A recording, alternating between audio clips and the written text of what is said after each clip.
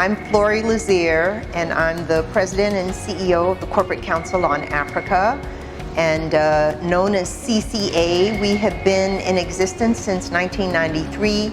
We are one of the largest business associations that is solely focused on promoting trade and investment between the United States and the nations of Africa. And we do this through our member companies that are both U.S. and African, both multinationals and SMEs. And we focus on key sectors such as agribusiness, infrastructure, health, ICT, and promoting greater collaboration between U.S. companies and African companies in those key sectors which contribute to economic growth both here in Africa as well as in the United States.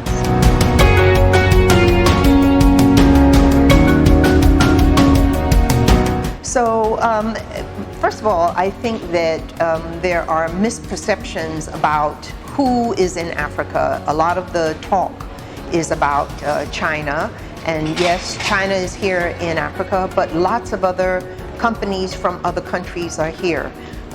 From France, from UK, Japan, Russia, Brazil, India.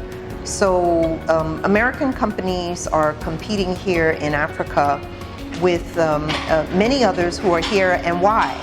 Why all of those companies here from so many countries?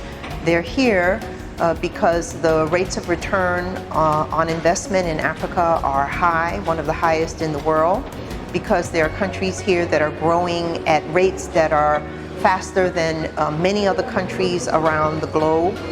And for many companies, especially in the US, they will tell you that your growth strategy must include an Africa strategy. Otherwise, you're not growing.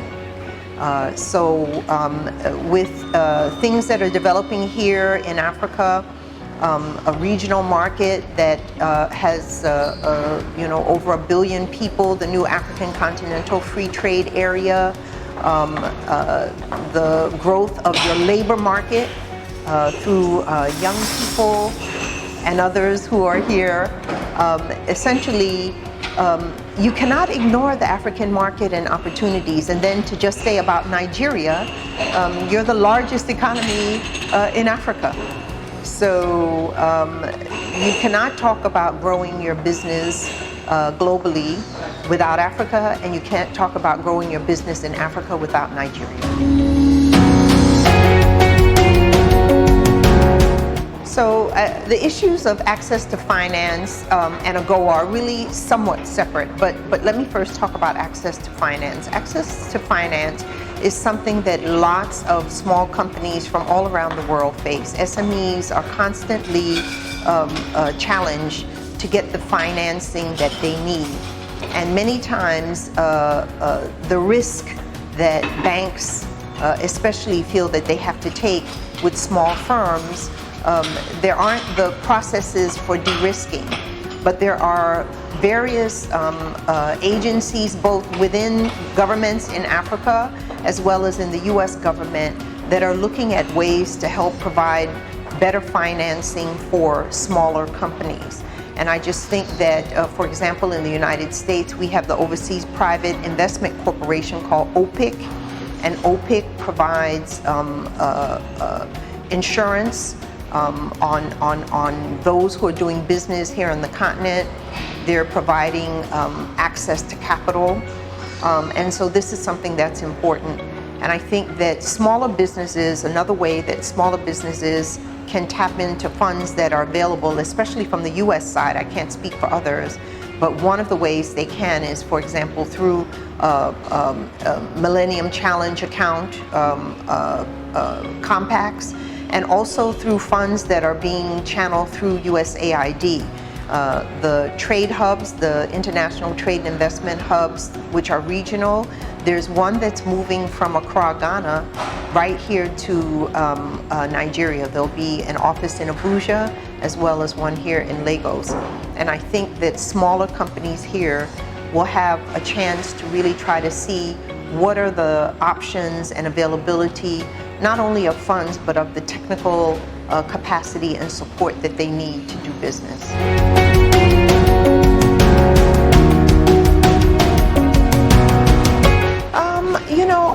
I think that that's something that is spoken about at high levels, but I think on a day-to-day basis, as a practical matter, U.S. companies have been coming here to Africa, investing and looking for partners for a long time. Companies like GE, they've been here 120 years. Procter & Gamble, been here 80, 90 years.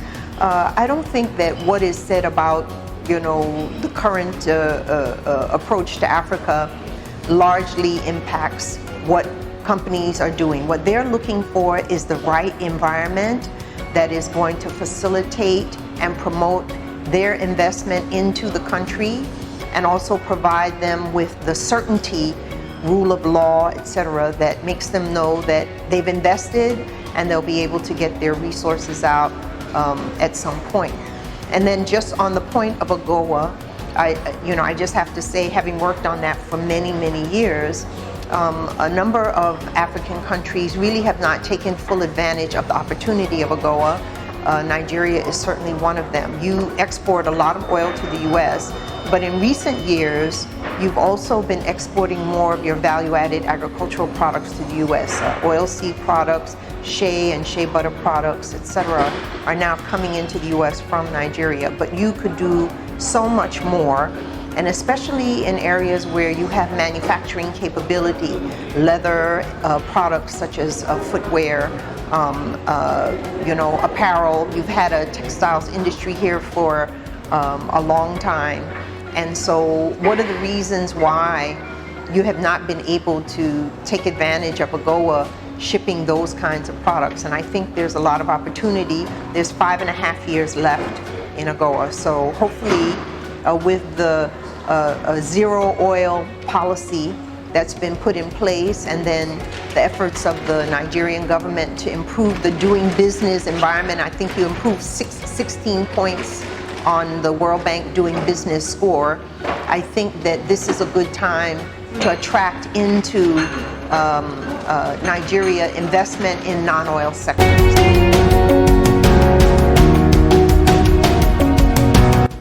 Well, we were really pleased on several fronts. First of all, a lot of people were very skeptical about what would happen with the African Continental Free Trade Area.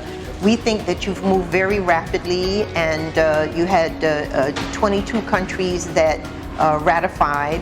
More recently, you've had 2 more, so there are now 24 countries, and Nigeria was one of the most recent ones, which as of last week, President Buhari announced that Nigeria would be signing.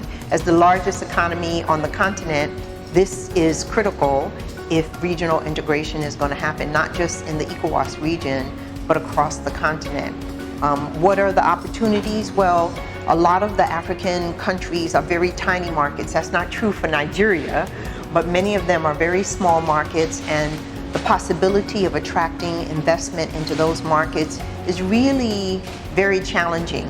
So regional integration, creating bigger markets, taking advantage of economies of scale will allow African countries as a group to access to global value chains. And I think that's what's going to be really critical in supporting intra-African trade, those regional value chains, as well as global trade on behalf of the African countries.